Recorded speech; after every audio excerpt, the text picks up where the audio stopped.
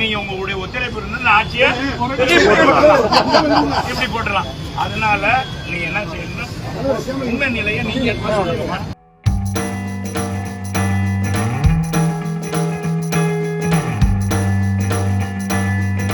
ஆட்சி இப்ப நல்லா ஆட்சியா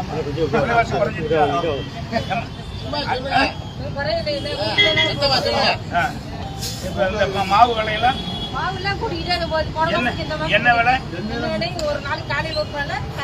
பலசரக்கு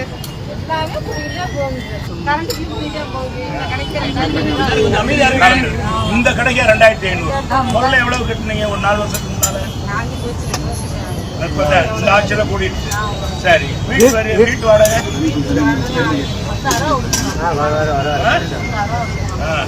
எல்லா வேலையும் கூடி போச்சு. உங்களுக்கு 1000 ரூபா வருதா? 1000 ரூபா நாள் சமாளிக்க முடியுமா?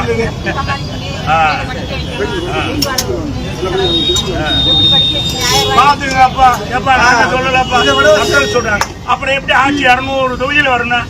இவங்க ஓட்டு குத்தி போட போறாங்க.